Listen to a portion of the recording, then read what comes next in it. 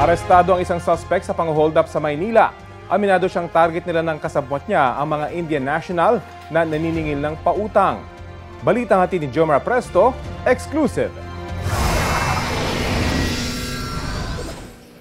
Aakalain mong mga customer sa isang karinderya sa Binondo, Maynila ang dalawang lalaking ito. Pero na-hold up na pala nila ang isang Indian national na naniningil ng kanyang pautang sa bahagi ng Soler. Sa kuha namang ito, nahagip din ang mga sospek na tinangka namang mga hablot mula sa isang jeep sa bahagi ng Masangkay. Naudlot ang kanilang plano dahil may pulis na nagbabantay sa lugar. Agad namang namukhaan ang mga sospek matapos nilang tanggalin ang kanilang helmet para mananghalian. Kalaunan, nahuli ng pulisya ang angkas na nagpaputok pa raw ng baril sa bahagi ng Soler. Katatapos lang daw nila noon mang-hold up na magkaroon ng komosyon kaya nagpaputok ang sospek bago sila tumakbo ng kanyang kasabwat. Nag-review kaagad sila ng mga CCTVs natin at doon nakita nila nag-fit yung description. Mismo nga yung jacket na suot-suot siya nung nahuli siya, yun pa yung suot niya habang sila ay nang-hold up. Nakuha sa sospek ang isang hindi lisensyadong baril at isang motorsiklo na nakaw din pala ayon sa pulisya. Yung motorsiklo na dala niya ay kinarnap din niya. Pagkatapos niyang hold upin ang isang babaeng nagpapautang din sometime April sa may Barangay Olympia sa Makati. Napasugod naman sa tanggapan ng pulisya ang may-ari ng motor na tinangay ng mga sospek noon. May lumapit po dalawang lalaki. Dalawa? Oo. Yung isa po nasa likod ko. Yung isa, sinabi sa akin, labas mong pera, may baril ako, huwag kagalaw. Tapos pag binigay ko sa pera, kinuha niya pati sinisi ng motor. Bukod sa Metro Manila, sangkot din daw ang mga sospek sa mga holdapan sa iba pang karatig lalawigan. Ang karaniwan daw nilang target, mga Indian national na nagpapautang. Nag-iikot po kami. Pag may nakita kaming Bombay, titingnan namin kung maniningil na po siya. Pag naniningil na po siya, doon po, lalapitan na po nung kasama ko. Tapos sasabihan ko na, huwag kang papalag, papatayin kita. Nagsisisi naman daw siya sa kanyang nagawa. Napasama lang po ako sa yung taong nakasama ko sa loob. Siyempre po, kwento niyo sa akin, medyo maganda raw po yung ano doon, kaya napasabak po. Ayon sa MPD, nakatakdang maharap sa patong-patong na reklamo ang sospek, kabilang na ang alarm and scandal, paglabag sa Comprehensive Law on Firearms and Ammunition, robbery hold-up at carnapping. Tinutugis pa ang kanyang kasabwat na tukoy na raw ang pagkakakilanlan. Inihikayat ng pulisya ang iba pang nabiktima ng sospek na magtungo sa kanilang tanggapan para maghain ng karagdagang reklamo. Jomer Apresto nagbabalita para sa GMA Integrated News. Nabalot ng takot ang mga residente dahil sa pananalasan ng buhawi sa Barangay Asin East, Malasique, Pangasinan.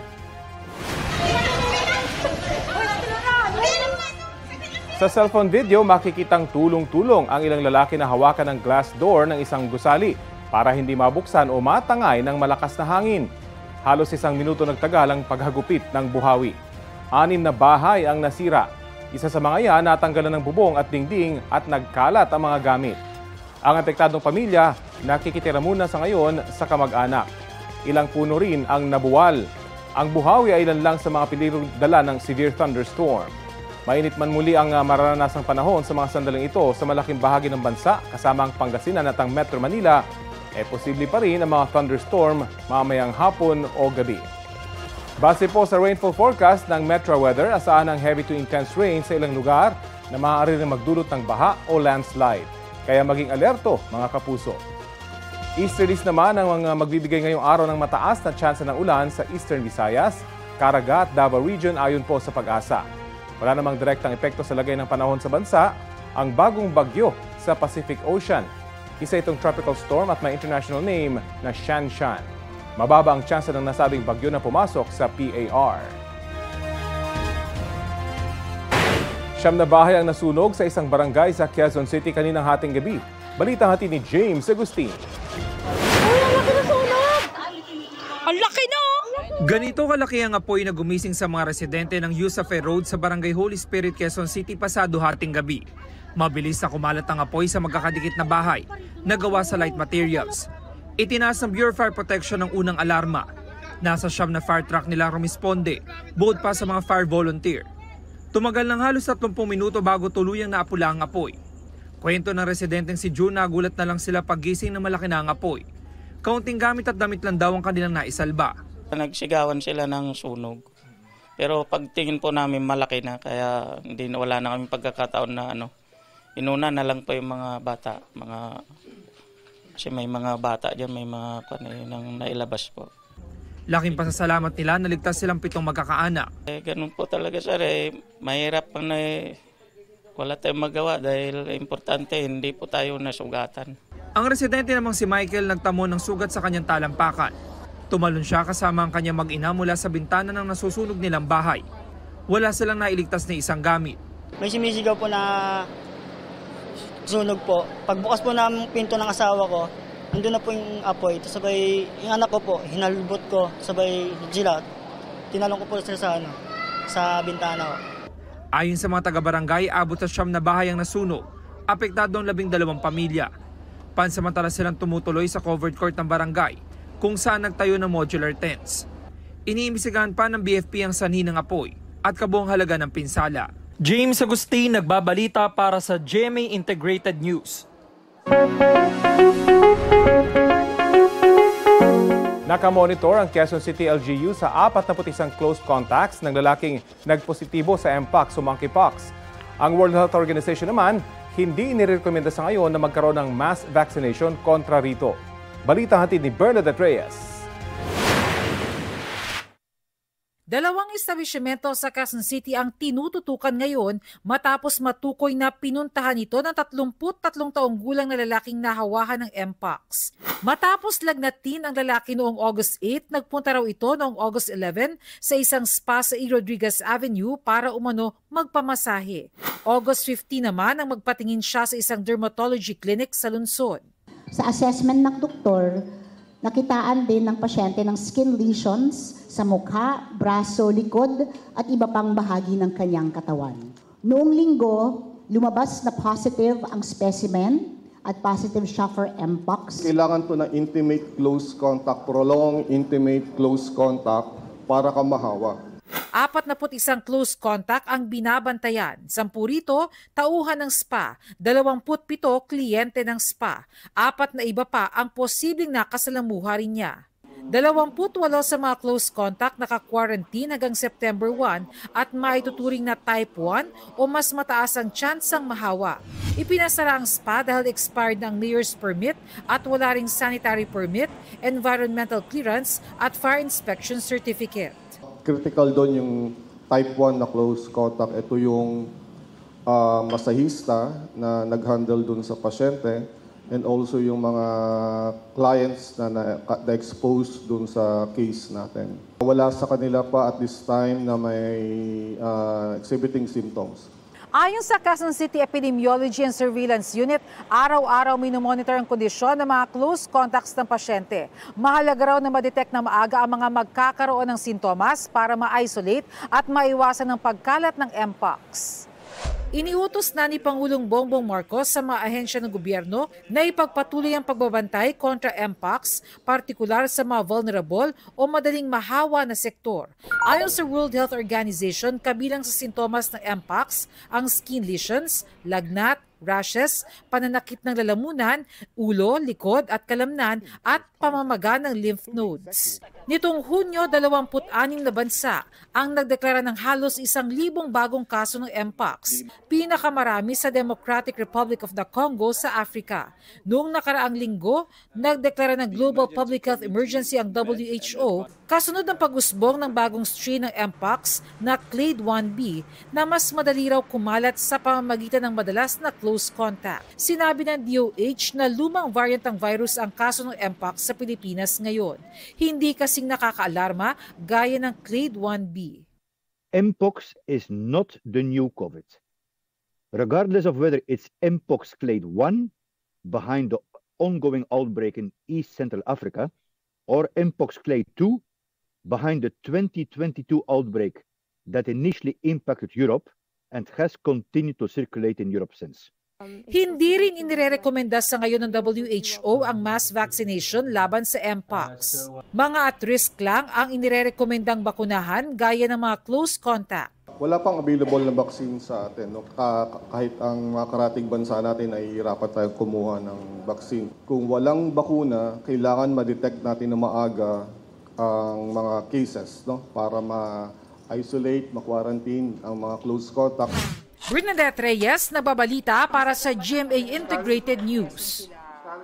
24 na estudyante sa Virac, Catanduanes ang sumakitang tiyan, nagsuka at nahilo matapos sa kumain ng bunga ng tuba-tuba. Sa Santa Catalina, Ilocos Sur naman may 2 menor de edad na sinaktan at pinatalon sa ilog ng mga lalaking biglang nangharang sa kanila sa kalsada. Ang may balitang yan hatid ni Ivy Hernando ng GMA Regional TV. Pauwi na sana mula sa birthday party ang 15 anyos na si Jason, hindi niya tunay na pangalan, kasama ang kaibigan, sakay na motorsiklo. Nang parahin daw sila ng 3 lalaki sa isang tulay sa Santa Catalina, Ilocos Sur. Walang ano-ano, kwinalyohan daw ng isa sa mga lalaki si Jason. Pinunggos po ako, sabi, apay si kayo dyan mangbugbugta kanyami at tayo.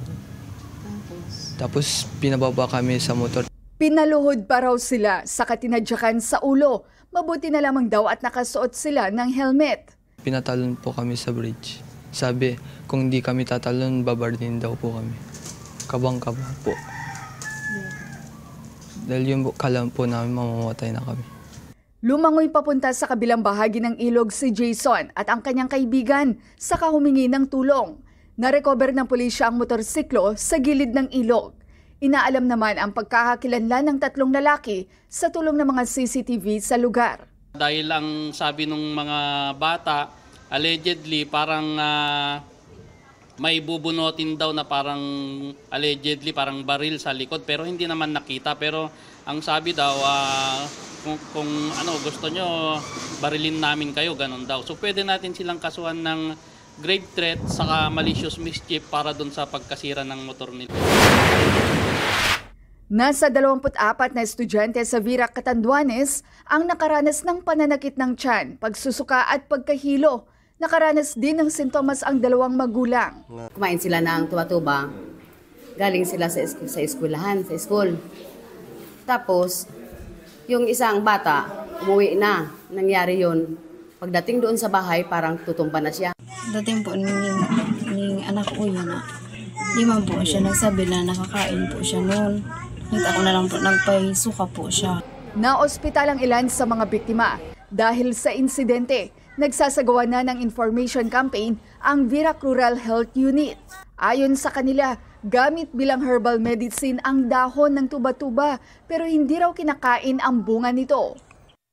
Talagang marami yung nakain mo and then lumala yung epekto katulad nitong abdominal pain, vomiting and so mabuti nga at diretso naman naagapan itong mga bata at nadala sa hospital. So nalapatan sila ng kaukulang lunas. Nasuspindi ang klase sa isang high school sa Santa Ilocos Sur matapos magkaroon ng sintomas ang nasa 11 estudyante. Kabilang sa kanila si Jenny, di niya tunay na pangalan, na sumakit daw ang tiyan at nagsuka matapos umanong may makitang kakaiba sa loob ng kanilang silid-aralan. Yung mata niya po na black po, yung ulo niya po, tagudo po. Umiyak po ako, tapos di ko na po alam ginagawa ko. Tijiplasan man ti, ransyon man ti, nakakita kanya na nga nakaidan man. Nga adote mang tengtengel kanya naman. Nakalamlami is nga sisikil di bagi na ma'am. Arigan din na kahit ti mapanagbasar, arigan ma'am. Kaya tanong ta, pausumula ti pampanunutan ma'am. Ayon sa isang psychologist, posibleng mass hysteria o collective psychogenic illness ang nangyari kung saan nakaranas ng sintomas sa mga estudyante dahil sa matinding emosyon, tension o stress. So meron din tayong tinatawag na emotional contagion. Ibig sabihin, yung matinding emosyon, pwede niyang mahawaan yung ibang tao na kung saan itong mga taong ito ay vulnerable or yung madaling ma-stress or madaling matakot. Pwedeng epekto raw ito ng pagod, gutom, puyat o stress sa pag-aaral. Kaya't mahalaga raw ang psychological first aid, counseling at stress debriefing. Tumanggi mabigay ng pahayag sa GMA Regional TV ang school principal. Magbabalik eskwela ang mga estudyante sa August 27. Ivy Hernando ng GMA Regional TV. Nagbabalita para sa GMA Integrated News. Sa Taong Quezon naman, bistadong peke ang mga dalang dokumento ng isang truck para sa karga nitong 70 buhay na baboy. Ayon sa pulisya, pinahinto sa checkpoint ang truck na patungong Bulacan bilang bahagi ng inspeksyon kontra African Swine Fever o ASF. Ang control number sa dokumento wala raw sa records na hawak ng mga otoridad. Sa gitna ng inspeksyon, tumakas ang driver dala ang truck. Patuloy na tinutugis ang pumuslit na driver na maharap sa kaukulang reklamo. Ni-raid ang isang palapag ng gusali sa Parañaque na umano'y scam hub na sangkot sa crypto investment at love scam. Ang ilang empleyado may reklamo rin tungkol sa hindi umano makataong pamamalakad. Balitang hatid ni Bam Alegre. Sa bisa ng search warrant, sinalakay ng pulisya ang 9th floor ng gusaling ito sa Parañaque. Mahigit isang buwan daw minanmanan ng Regional Intelligence Division ng NCRPO ang sabi nitong scam hub na tenant dito sa gusali. Ang pangunahing target ng search warrant ay yung electronic data na makikita rito sa mga computer. Ngayon kung makikita ninyo, napakaraming computer. At dahil pinoproseso pa yung operasyon na ito, nandito pa rin yung mga empleyado na naka-assign dito sa mga computer. At itong silid na to, isa lang ito sa napakaraming silid na nandito sa palapag na ito. Ayon sa mga otoridad, sari-saring digital na pambubudol ang isinasagawa sa bawat silid ng opisinang ito na isa raw hindi lisensyadong pogo ayon sa Philippine Amusement and Gaming Corporation o PAGCOR. Karaniwan daw crypto investment scam. Ipinaliwanag ng isang empleyado ang modus nila kung paano kunin ang loob ng mga target na biktima. Pag nag-invest sila, ano lang po, papapasukin lang po namin sila ulit ng pera. Hindi sila nakaka-withdraw. Every time po na uwi ako, tas makikita ko pamilya ko, what if kami yun, ganun.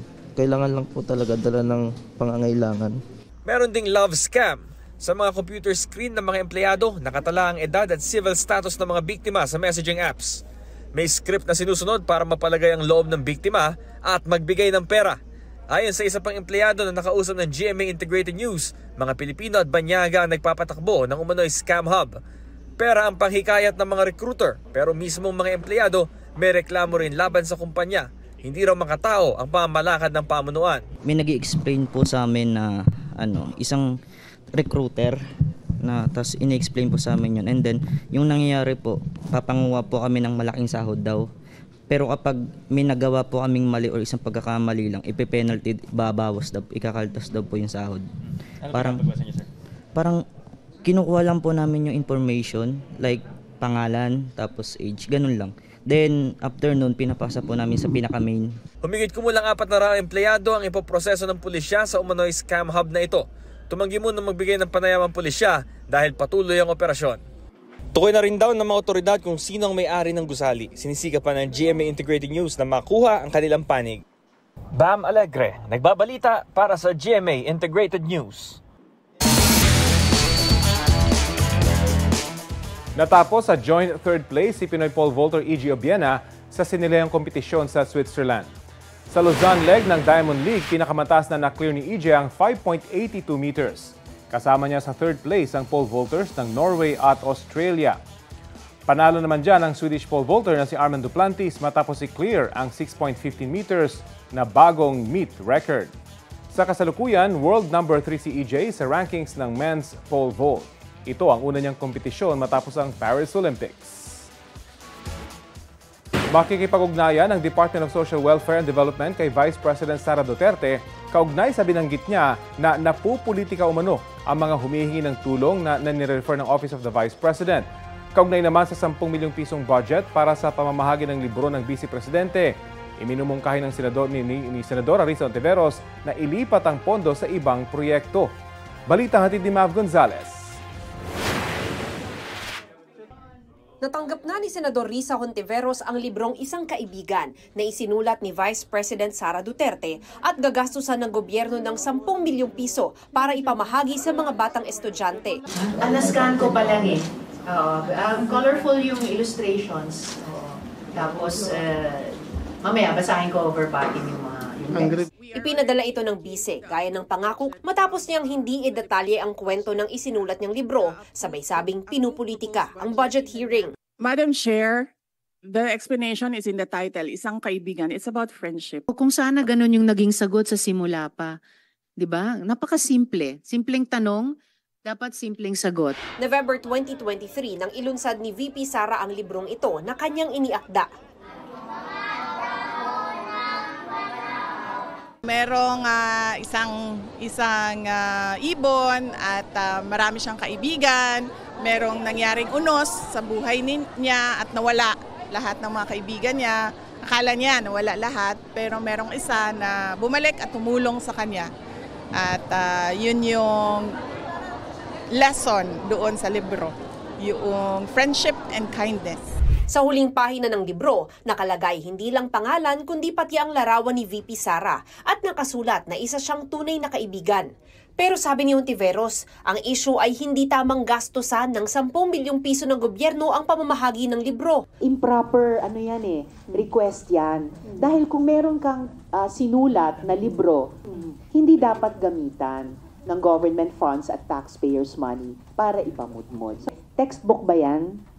Approved ba ng DepEd? Naku, kung pag-usapan natin yung textbook problem ng DepEd, yung nakaraang 2 taon, ang daming problema, di ba? Hindi siya barya.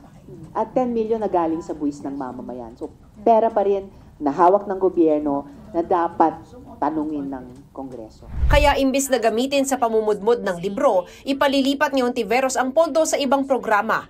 Gayon din ang iba pang pondo ng Office of the Vice President na nilaan ito sa mga programang pareho lang sa ginagawa ng ibang ahensya tulad ng medical o burial assistance. Lalagyan na lang ng probisyon na pwede mag-request sa kanila ng pondo ang OVP. Pagbobotohan pa ito ng Senado sa takdang panahon. Hindi ito yung unang pagkakataon na ni-raise ko yung issue yan. Na-raise ko na rin yan dati sa NTF-ELCAC. Bakit hindi doon na lang sa mga departments ilagak? At kaugnay ng panunumbat ng bise sa paghingi umano niya ng tulong para mangampanya sa Davao City noong 2016. I can't remember if I did, and even if I did, sabi niya hindi naman niya ako tinulungan. But importante sa akin kasi ang memory ko is visual. I remember thanking her for supporting yung 2 agricultural advocacies namin. I went to see her kasi courtesy call ko yon sa local chief executive. Ako po ay isang taong marunong tumanaw ng utang na loob. Pero kung umantong ang isang administrasyon sa patayan or paglustay ng kaban ng bayan, ibang usapin na yan. Sabi ng Senate Finance Committee, trabaho nilang busisiin ng budget at pasok dyan ang mga tanong ni Hontiveros. Sang-ayon ang Senate President. I think Senator Risa had valid questions which I would advise heads of agencies to be patient with and answer because these are all connected with the function of Congress. Sa pagdinig, sinabi ng bise na may mga pondong napupolitika umano, gaya raw ng AX o Assistance to Individuals in Crisis Situations ng DSWD. Kadalasan po nasagot sa amin ay hindi pwede dahil galing yan sa Office of the Vice President at kalaban yan. Sabi ng DSWD Secretary, makikipag-ugnayan sila sa OVP para maimbestigahan ang issue. Right now, ang gagawin namin is to get in touch with her office to get the full details para maimbestigahan namin kung talagang kung may infraction na nagawa ang aming tao. Base sa website ng DSWD, ang AX ay isang social welfare service na nagbibigay ng tulong medikal, pampalibing, transportasyon, edukasyon, pagkain o tulong pinansyal para sa pangangailangan ng isang tao o pamilya. Mav Gonzalez, nagbabalita para sa GMA Integrated News. Paninirang puri, ganyan isinilarawan ni Vice President Sara Duterte ang mga alegasyon ng plagiarism tungkol sa isinulat niyang libro na Isang Kaibigan. Sabi ng Vice Presidente, napakadaling sumulat ng kwento base sa sariling karanasan, kaya hindi na raw niya kailangang mangopya sa iba. Layunin daw ng kanyang libro na hikayatin ng mga bata na mahalin ang pagbabasa at matutong sumulat ng sarili nilang kwento. Hindi raw libro niya ang problema, kundi ang kahinaan sa pagbabasa ng mga bata. Lumitaw ang issue ng plagiarism matapos mapansin ng ilang netizen ang pagkakatulad umano nito sa isa pang libro na inilathala noong 2005. Nanloob na ng bahay, nanakot at nanakit pa ang 2 lalaki sa isang pamilya sa Quezon City. Ang kanilang mga biktima iginapos at nilagyan ng tape sa bibig. Balitang hatid ni James Agustin. Every time na may naririnig akong konting ingay, parang nakaka-nervous po talaga. Na-nervous pa ako. Kung minsan umiyak ako, kung nalaala ko yung nangyari, naawa ko sa anak ko, apo ko. Trauma ang inabot ng mga miyembro ng isang pamilya matapos looban ng kanilang bahay sa Barangay Batasan Hills, Quezon City alas 11 ng umaga noong Martes. Kwento ni Heidi, hindi niya tunay na pangalan. Bigla na lang daw may kumatok sa kanilang bahay at hinahanap ang kanyang kinakasama. Ang anak daw niyang 6 na taong gulang na babae ang nakausap ng lalaking kumatok at sinabing wala roon ang kanyang tatay. Sunod naman daw hinanap ang nanay. Bumalik siya doon sa pinto, sinabihan niya yung lalaki, natutulog ako. Tapos sabi ng lalaki, buksan mo na lang, ako na lang magtatawag. So yung bata, binuksan naman niya. Tapos yung isang lalaki, dumiretso doon sa bedroom namin, kumakatok ng malakas. Laking gulat daw ni Heidi nang buksan ang pinto ng kwarto dahil kaharap na niya ang isang lalaki na nagsabing may aayusin daw sa bahay. Sabi ko, bakit kuya, bakit dito ka pumunta sa kwarto? Doon tayo sa labas mag-usap. Tapos nung tinignan ko yung isang kasama niyang lalaki, which is nandun sa main door pa, na naghihintay, kasama yung bata. May nilabas na niya yung kutsilyo. So nung nakita kong nilabas niya yung kutsilyo, katabi yung bata, hindi na ako nag-react. As in, wala na. Sumunod na lang ako sa kung anong sinasabi nila. Pinapasok na raw sila mag-ina sa kwarto maging ang kanyang senior citizen na nanay. Isa-isa na kaming nilagyan ng tape sa bibig, sa kamay, tsaka sa paa. Tapos pinatalikod kami, tapos sabi, saan yung mga alas nyo, saan yung mga pera nyo, ilabas nyo na lahat. Di namin kayo sasaktan, pero ilabas nyo lahat. Doon na raw hinalughog ng mga salarin ng mga gamit sa bahay. Ang nanay ni Heidi kinaladkad pa raw patungo sa kabilang kwarto. Isinabihan ko na doon ang pera ko sa kwarto, kunin mo doon. Sabi, ituro mo. Di ituro ko, ginuguyod niya ako doon. Doon, dinala ko doon. Sabi ko, yun, kasi nakatip yung bunga ko. Nakakuha ng mga salarin ng 2 cellphone, isang tablet at halos 4,000 pesos na cash. Pinatanggal pa raw ang password ng mga gadget. Sa pagmamadali na iwan ng mga salarin ang ginamit na packaging tape. Ang isa pang cellphone ni Heidi ay hindi natangay, kaya nakakuha pa siya ng larawan ng kanyang paa na nakagapos ng packaging tape. So yung sa akin yung pinakamaigpit. Yung dalawa, yung mother ko tsaka yung daughter ko, medyo maluwag yung sa kanila. So si mama nakakapaglakad hanggang sa kitchen. Kumuha siya ng gunting, tapos isa-isa na kami na tinanggalan ng tape. Wala noon ang padre de pamilya dahil may inasikaso sa labas. Nakuha na sa CCTV camera mga salarin papasok sa iskinita kung nasaan ang bahay, bago at matapos ang krimen. Walang plaka ang ginamit nila motorsiklo. Nakatakip din ang mukha ng mga salarin na pumasok sa bahay. Nai-report na ang krimen sa pulisya na nagsasagwa na ng follow-up operation. James Agustin, nagbabalita para sa GMA Integrated News. Makatatanggap ng 7,000 pesos na medical allowance sa mga guro sa mga pampublikong paaralan simula sa 2025. Higit na mas mataas yan kumpara sa 500 pesos na allowance noong 2020. Ayon sa Department of Education, kasama yan sa Health Maintenance Organization o HMO-type benefits ng kanilang mga tauhan. Bukod dyan, matatanggap na rin ng mga guro ang kanilang 5,000 pesos teaching allowance para sa school year 2024-2025, alinsunod sa Kabalikat sa Pagtuturo Act. Makukuha yan ng buo dahil walang ikakaltas na buwis. Best latest na mga mare at pare, Dancing Dennis Trillo is back sa kanyang Maybe This Time Dance Challenge entry.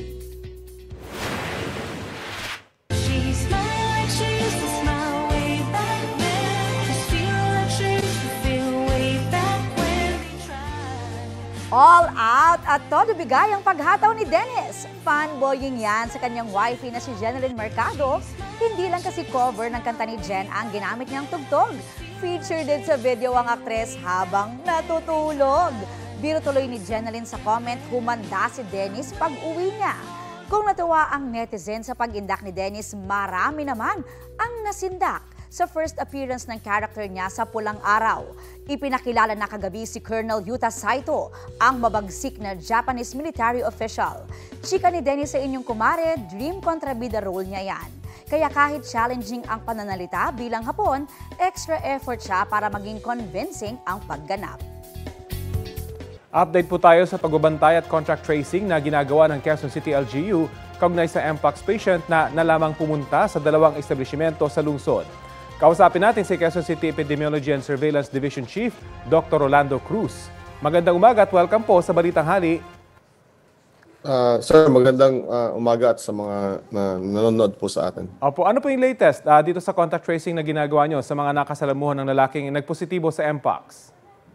So, ngayong umaga ay tinatawagan uli natin yung mga high-risk individuals na na-identify natin at tinatanong natin kung meron bang simptomas. So, ongoing po ngayon yan.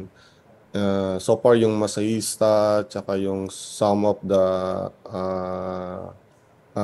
type 1 high-risk na close contact ay wala naman pang simptomas, at least yung mga natawagan namin for today.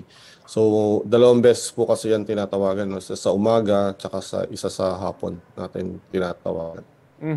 Ilang araw po ito i-monitor or 2 araw lang pagtapos na yon na mag-move on na kayo sa ibang mga close contacts? Ganun ho bang mangyayari? Nagbilang tayo nung 21 days simula na na-expose sila noong August 11. So ang tapos nito ay September 1.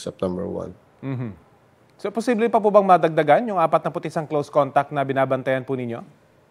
So patuloy kaming nakikipag-coordinate dun sa may-ari ng spa kasi tinitignan namin kung talagang kompleto ba yung mga nasubmit na sa amin na list. So far wala naman pang nadadagdag. No? May mga kinaklarify lang kami dun sa sinubmit nila sa amin. May sapat po bang batayan para matakot po na magpunta sa mga katulad na establishmento na pinuntahan itong pasyente dahil dito sa insidenteng ito? So yung sa spa, itong spa na to ay pinasara po siya ng local government unit kasi wala siyang mga permits, expired na yung kanyang mga permits, business permit, sanitary permit. So ang kailangan lang po talaga natin ay pagpupunta tayo sa mga spa, tignan niyo po mabuti yung kanilang business permit tsaka yung kanilang sanitary permit. Dapat po yan naka-display dun sa reception area, nakikita ng mga kliyente, ng mga papasok na. So and then, tanungin niyo po kung updated yung mga health certificate ng mga masahista, no? So, importante po kasi yun. Dapat every 2 weeks po kasi nagkakaroon ng screening, no? For STI, yung mga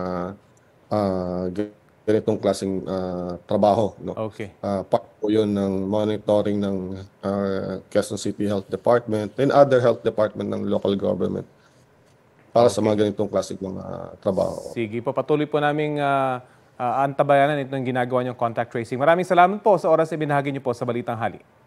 Maraming salamat. Thank you. Si Quezon City Epidemiology and Surveillance Division Chief, Dr. Rolando Cruz.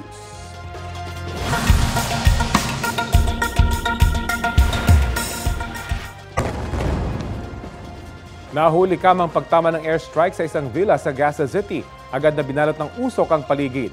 May nagliparan pang debris. Base sa Civil Defense ng Gaza, mula sa Israel ang pag-atake. Sa nakaraang 24 oras, hindi bababa sa 50 ang nasawi sa Gaza dahil sa kabi-kabilang airstrikes ng Israel. Mula naman nang magsimula ang giyera doon sa pagitan ng Israel at Hamas noong Oktubre, mahigit 40,000 Palestino na ang namatay. 23 Pinoy ang kabilang sa mga sakay ng isang barkong inatake sa Red Sea. Ayon sa Shipping Ministry ng Greece at Maritime Trade Operations ng UK, 2 maliliit na bangkang umatake sa barkong Sunyon kahapon. Nagkabarilan pa ang mga umatake at crew ng barko. Bukod sa mga Pinoy, may 2 pang tripulanting Russian. Wala namang nasaktan sa kanila sa pag-atake. Kinumpirma ng operator ng barko na Delta Tanker na nagtamo ng pinsala ang Sunyon at inaalam kung nakapaglayag pa ito. Sinusubukan pa ng GMA Integrated News na kunin ang pahayag ang ating Department of Foreign Affairs. Sa ngayon, wala pang grupo na umaako sa pag-ataking ito. Kini-question online ang hindi umano patas na judges score sa isang male beauty pageant sa Cagayan de Oro City. Sa Negros Occidental naman, 2 ang patay sa magkahiwalay na insidente ng pamamaril at pananaksak. Ang mainit na balita hatid ni John Sala ng GMA Regional TV. Hulikam ng command center sa Talisay, Cebu ang isang kotse kasunod ang mga sidecar na bike sa isang intersection. Huminto ang kotse dahil nag-yellow na ang traffic light. Nabangga ito sa likurang bahagi ng isa sa mga bike, habang ang iba pa nag-overtake at tumawid pa rin kahit pula na ang ilaw. Nagkaayos na ang dalawang panig pero inimpound pa rin ang bike. Sa ilalim sa 3 araw na seminar ang driver nito. Sa isa pang insidente sa parehong lugar, hulikam din ang banggaan ng isang e-bike at isang nag-counterflow na motorsiklo. Sumemplang ang e-bike na may kargang LPG tank. Agad namang nagkasundo ang dalawang panig. Naisyuhan ng citation ticket for reckless driving ang driver ng motorsiklo. Patay ang isang lalaki matapos barilin sa likod sa barangay Pilar sa bayan ng Hinigaran, Negros Occidental. Ayon sa Hinigaran Police, makikitain lang ang biktima na posibleng konektado sa iligal na droga. Sa ibang barangay, patay rin ang isang minor de edad na lalaki matapos pagsasaksakin. Ayon sa Hinigaran Police, pauwi na ang biktima ng saksakin ng 2 sospek. Nakauwi pa siya ng bahay kahit may mga saksak na sa iba't ibang bahagi ng katawan. Nadala siya ng pamilya niya sa ospital pero idiniklarang dead on arrival. Patuloy pang inaalam ng pulisya ang motibo habang tinutugis ang mga sospek. Nabahira naman ng kontrobersya ang isang male beauty pageant sa Cagayan de Oro City. Nag-viral kasi sa social media ang umano'y hindi patas na pagbibigay ng score ng judges. Kinukwestiyon ng publiko ang lumabas na litrato ng Judge Tally kung saan makikita nakakuha ang isang candidate ng 0 score para sa character na 40% ng total score. Sinubukan ng GMA Regional TV na makuhang pahayag ng kandidato pero hindi siya sumasagot sa aming mensahe. Sa kanyang social media post, sinabi niyang nagpapasalamat siyang nakasali sa pageant sa kabila ng nangyaring issue. Nakarating na sa City Tourism Office ang insidente. Ipapatawag umano nila ang organizer. Sila din daw ay nalungkot kung totoo man na binigyan ng ganoong score ang kandidato. John Sala ng GMA Regional TV, nagbabalita para sa GMA Integrated News. Nagbuga ng mahigit 6,700 tonelada ng volcanic sulfur dioxide ang Bulkang Canlaon sa Negros Island. Ito na ang ikalawa sa pinakamaraming naibugang asupre sa loob na isang araw ng bulkan ngayong taon. Base rin sa datos ng PHIVOLCS, higit 5 beses yang mas marami kaysa sa daily average bago pumutok ang bulkan nitong Hunyo. May naitala ring 19 na volcanic earthquake sa nakalipas na 24 oras. Sa kasalukuyan, naka-alert level 2 pa rin ang Bulkang Canlaon. Ibig sabihin, ipinagbabawal ang pagpasok sa 4 na kilometrong radius ng permanent danger zone nito, pati ang paglipad ng anumang sasakyang panghipapawid malapit sa bulkan. Inaalerto rin ang mga nasa paligid sakaling magkaroon ng lahar. Heto na ang mabibilis na balita sa Luzon. Patay isang motorcycle rider matapos makasalpukan ng isang truck sa Chaong, Quezon. Nagkalat pa sa kalsada ang ilang bahagi ng kanyang motor. Kwento ng ilang nakasaksi sa aksidente, sinakop ng motor ang linya ng truck. Ayon sa pulisya, nag-uusap na raw ang kaanak ng 22 anyos na rider at ang driver ng truck. Sinisika pa namin kuhanan ng pahayag ang parehong panig. Naipit naman ang isang motorsiklo sa pagitan ng isang truck at isang bus sa Libanan, Camarines Sur. Ayon sa pulisya, napapreno ang truck matapos may biglang lumikong sasakyan sa unahan nito. Hindi naman daw natansya ng bus driver ang layo at bilis niya sa motor na nasa harap kaya't naararo ito ng bus hanggang sa tumama ang 2 sasakyan sa likuran ng truck. Dinala sa ospital ang sugatang rider. Wala namang nasaktan sa mga sakay ng bus at truck. Sinusubukan pa namin silang kuhanan ng pahayag. Bilang bahagi ng pagdiriwang ng wikang pabansa, kinilala ng Komisyon sa Wikang Filipino ang mga natatanging mag-aaral at profesional sa iba't ibang klase ng sulatin. Mula sa daan-daang entry, 3 ang nagwagi sa Dula Tayo, dramatikong monologo. 3 rin ang binigyan ng pagkilala sa pagsulat ng Dula Tayo, Dulang Tandem. Binigyan naman ng selyo ng kahusayan sa wika at kultura ang Catanduanes State University, Bicol University at Cebu Normal University. Dangal ng wika at kultura naman ang iginawad sa Sorsogon State University at Aurora State Colleges of Technology. Kinilala din ang mga nagwagi sa sanaysay ng taon. Itinanghal bilang kampyon ng wika ang ilang edukador, mananaliksik at manunulat. At may 2 ring edukador na ginawaran ng dangal ng wikang Filipino. Ayon sa KWF, ang Gabi ng Parangal ay ginagawa para bigyang halaga ang mga gumagamit ng wikang Filipino sa iba't ibang diskurso at disiplina. Layon din ng KWF na magamit ang wikang Filipino sa mas malalalim na diskusyon gaya ng akademya, universidad, kolehiyo, forum at iba pang mahahalagang talakayan. Ito na ang bagong-bagong balita. Natuntun na ang ilang kasama ni dismissed Mayor Alice Guo. Detalye tayo sa ulat on the spot ni Oscar Oida. Oscar?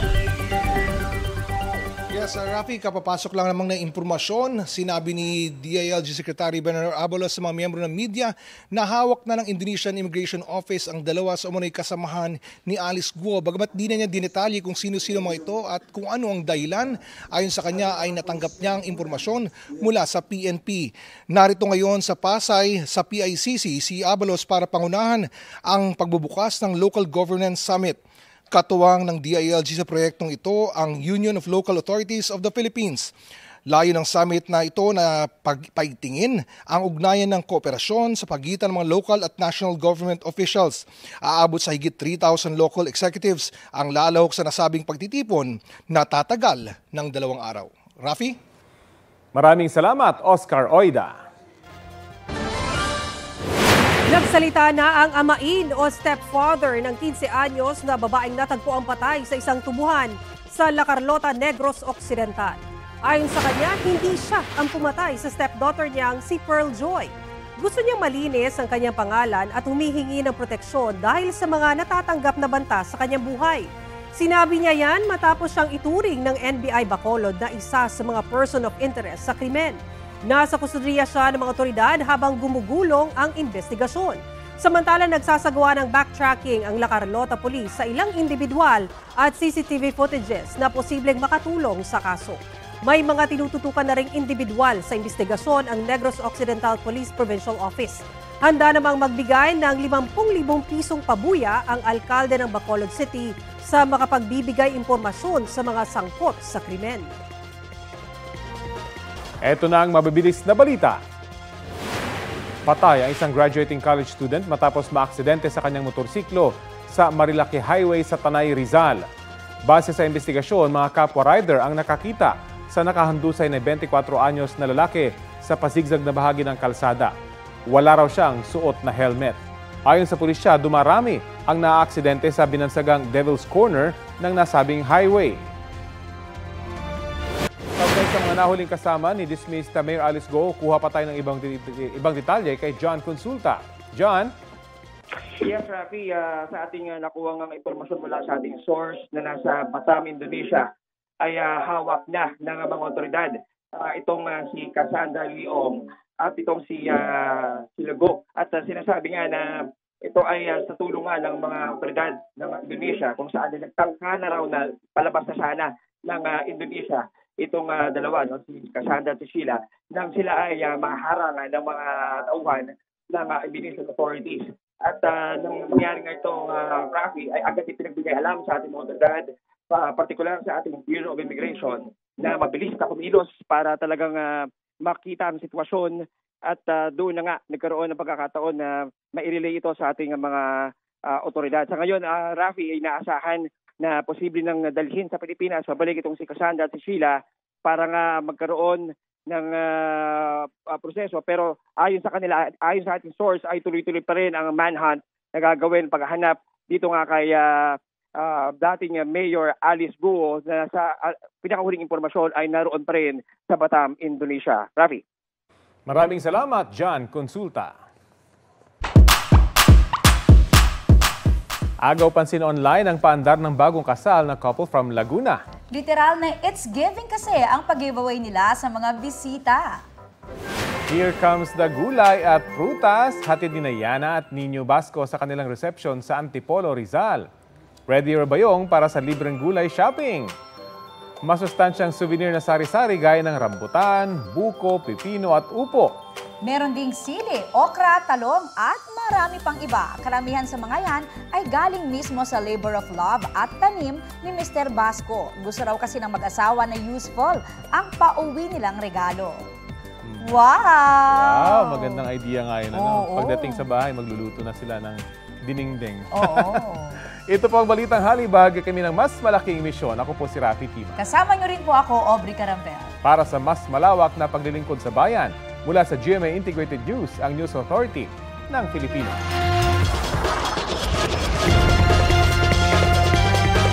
Kapuso, alamin ang maiinit na balita. Bisitahin at mag-subscribe sa GMA Integrated News sa YouTube. Sa mga kapuso abroad, samahan nyo kami sa GMA Pinoy TV at sa www.gmanews.tv.